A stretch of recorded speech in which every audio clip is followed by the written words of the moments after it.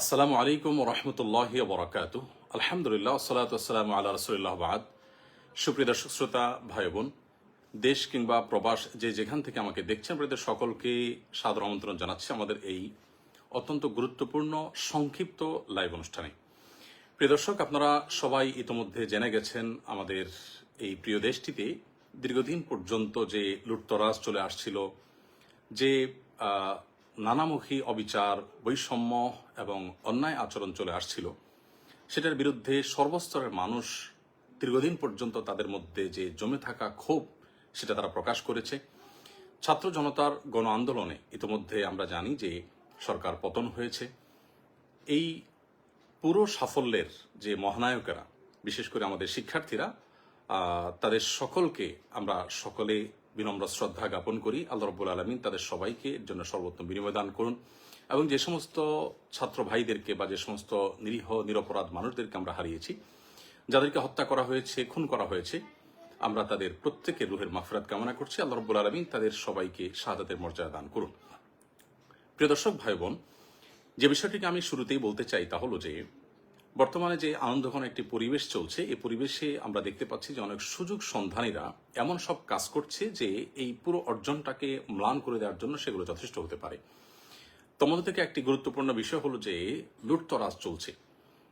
এমনকি আমরা সোশ্যাল মিডিয়ার কল্যাণে এও দেখলাম যে রাস্তাঘাটের লাইট পর্যন্ত মানুষ খুলে নিয়ে যাচ্ছে। যারা রাস্তাঘাট থেকে লাইট খুলে নিয়ে যাচ্ছে, যা হাতের কাছে পাচ্ছে সেটাকেই তারা ভেঙে নিয়ে যাচ্ছে এবং যেখানে পাচ্ছে সুযোগ সেখানে তারা লুটতরাজ করছে।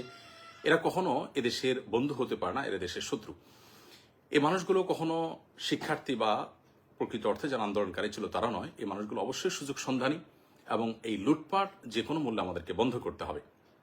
বিধায় যারা যেখানে আছেন, আমি বিশেষ করে মসজিদে যারা আছেন, মসজিদের দায়িত্বশীলদেরকে বিনীতভাবে অনুরোধ করতে চাই, আপনাদের মসজিদ থেকে আপনারা আহ্বান করুন, ডাক দিন, যেন কোনো প্রকার লুটতরাজ, কোনো প্রকার অরাজকতা যেন না চলে। কেউ যেন আইন নিজের হাতে তুলে না নেয়। কোনো প্রকার অরাজকতা যদি চলতে থাকে তাহলে সেটি আমাদেরই দুর্ভোগ পোহাতে হবে, সেটা আমাদেরই অকল্যাণ বয়ে আনবে। সরকারি কিংবা বেসরকারি কোনো স্থাপনা যেন কোনোভাবে নষ্ট না হয়।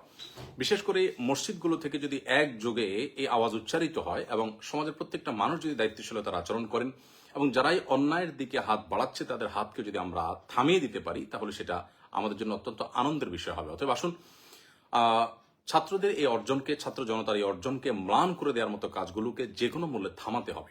আর না হলে এটার জন্য আমাদের সবাইকে কিন্তু পস্তাতে হতে পারে। বিধায় আমি বিনীতভাবে অনুরোধ করছি যে লুটতরাজ বন্ধের সবাই উদ্যোগ নিন। আপনার আশেপাশে কেউ লুটতরাজ করছে, আপনি তাকে থামিয়ে দিন। এমনকি আপনার গণভবনে যারা গেছেন সেখান থেকে অনেক কিছু নিয়ে এসেছেন।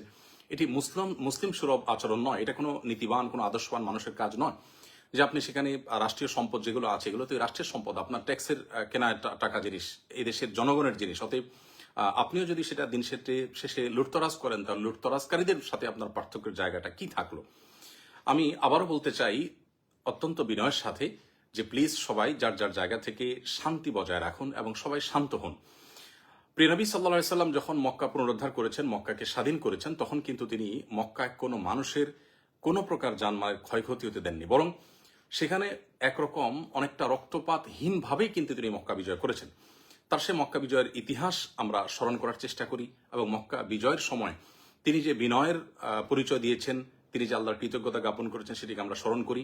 সেই সাথে বিশেষভাবে আমি বলতে চাই, সংখ্যালঘুদের উপর যে নির্যাতনের সংবাদ উঠে আসছে, এর কতটা সত্য কতটা মিথ্যা আমরা জানি না, তবে আমি বিশেষভাবে মাদ্রাসা শিক্ষার্থীদেরকে বলবো যে আপনারা অনুগ্রহ করে আপনাদের আশেপাশে থাকা হিন্দুদের স্থাপনা, ঘরবাড়ি, তাদের মন্দির, উপাসনালয়, এগুলোতে কোনো মানুষ যাতে আক্রমণ করে অন্যায়ভাবে সেখানে কোনো প্রকার জুলুম করে সেটাকে উদুরপিণ্ডি বুদুর ঘাড়ে চাপাতে না পারে, সেজন্য আপনারা সজাগ থাকুন। এবং এই কর্তব্যটা, এই সময়টা যদি আমরা সবাই মিলে পালন করতে পারি, তাহলে সেক্ষেত্রে এই বিজয় বা এই উৎসব যেটা আপনারা করছেন, গোটা দেশে মানুষ করছে, আমরা সবাই করছি, সেটি প্রকৃত অর্থে উৎসবে পরিণত হবে।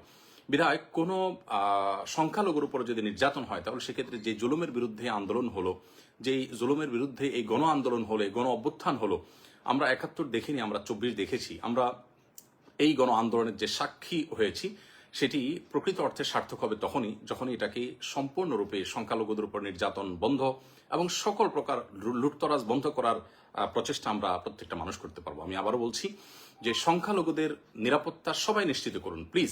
মসজিদের মাইক থেকে হিন্দু ধর্মাবলম্বীদের ঘর বাড়ি তাদের স্থাপনায় কোনো প্রকার কেউ হাত দিয়ে যদি কোনো কিছু ভাঙতে উদ্যত হয়, আগুন দিতে উদ্যত হয়, কোনো প্রকার অন্যায় আচরণ করতে উদ্যত হয়, তাহলে ইমাম সাহেবের নেতৃত্বে সেই কালো হাত ভেঙে দিন, সেই কালো হাতকে থামান। নবী করিম সাল্লাল্লাহু আলাইহি ওয়াসাল্লাম বলেছেন, উনসুর আখাকা নাসর যালিমান ওয়া মাজলুমা, তোমরা ভাই অত্যাচারী হোক আর অত্যাচারিত হোক, সর্বাবস্থায় তুমি তাকে সাহায্য করো।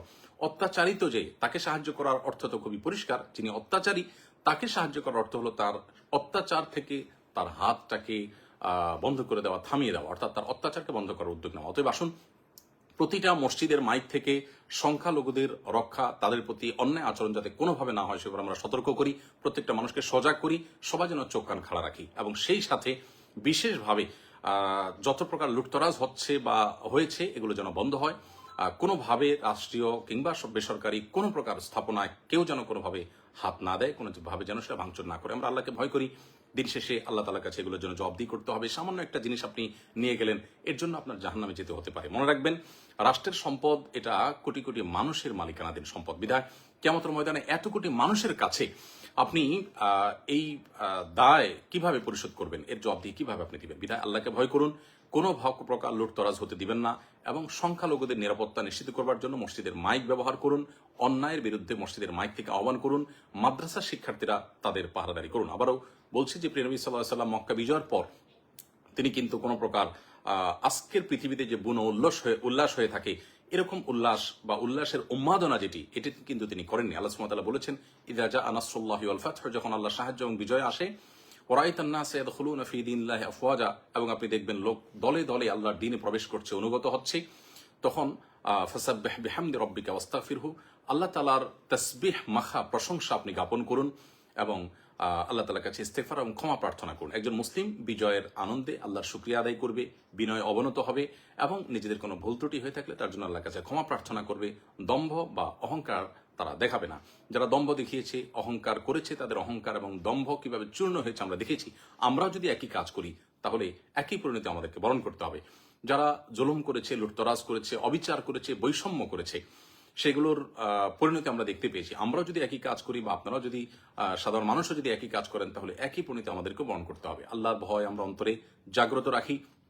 আমি সর্বস্তরের উলামা ইকরামদেরকে এবং সকল সচেতন নাগরিকদেরকে, আমাদের সম্মানিত ফলোয়ারদেরকে বিনীতভাবে অনুরোধ করতে চাই, প্লিজ সবাইকে শান্ত হতে বলুন এবং সকল প্রকার অন্যায়কে থামিয়ে দিন। সেই সাথে এও বলতে চাই যে আমাদের মহান মুক্তিযুদ্ধের যে চেতনা ছিল, বৈষম্যহীন সমাজ ব্যবস্থা গড়ে তোলা এবং প্রত্যেকটা মানুষের অধিকার, ন্যায্য অধিকার তাকে যথাযথভাবে বুঝিয়ে দেওয়া, সেটা যেন পুনঃপ্রতিষ্ঠিত হয়। কোনোভাবেই যেন আমাদের এই দেশে ধর্ম বিদ্বেষী এবং মুসলমানদের প্রতি বিশেষভাবে বিদ্বেষ লালন রাখে এই সমস্ত মানুষগুলো যাতে কোনোভাবে বর্তমান পরিস্থিতিতে কোনো প্রকার সুযোগ সুবিধা নিতে না পারে। অন্তর্বর্তীকালীন সরকার হোক বা পরবর্তী পদক্ষেপগুলো হোক, সেগুলোতে এদেশের মানুষের ধর্মীয় বিশ্বাস, এদেশের মানুষের মূল্যবোধের প্রতি শ্রদ্ধাশীল আছে, সেই মানুষগুলো যেন দায়িত্বে আসে, সেটি হলো এদেশের কোটি কোটি মানুষের প্রাণের দাবি। অতএব আমরা সেই দাবিটাও যার যার জায়গা থেকে উচ্চারিত করব এবং প্রিয় স্বদেশকে আল্লাহ রাব্বুল আলামিন নিরাপদে রাখুন, ভালো রাখুন, শান্তিতে রাখুন, আমরা সে দোয়া করছি। আবারও বলছি, সকল প্রকার লুটতরাজ, সংখ্যালঘুদের আক্রমণের বিরুদ্ধে আমাদের প্রত্যেককে জিহাদ ঘোষণা করতে হবে এবং প্রত্যেককে সংখ্যালঘুদের নিরাপত্তার বিষয়টির জন্য বিশেষভাবে কাজ করতে হবে এবং সকল অন্যায়কে বন্ধ করবার জন্য সামাজিকভাবে আমরা সম্মিলিত উদ্যোগ গ্রহণ করতে হবে। মসজিদের মাইকগুলো সচল হয়ে যাক, মাদ্রাসাগুলোর ছাত্ররা সক্রিয় হয়ে যাক, সকল প্রকার স্কুল কলেজের শিক্ষার্থী সকল শান্তিময় মানুষ সক্রিয় হয়ে যান এবং সকল প্রকার অন্যায়কে থামিয়ে দিন। আল্লাহ তাআলা আমাদের সকলকে তৌফিক দান করুন। জাযাকুমুল্লাহ খাইর। আসসালামু আলাইকুম ওয়া রাহমাতুল্লাহি ওয়া বারাকাতুহু।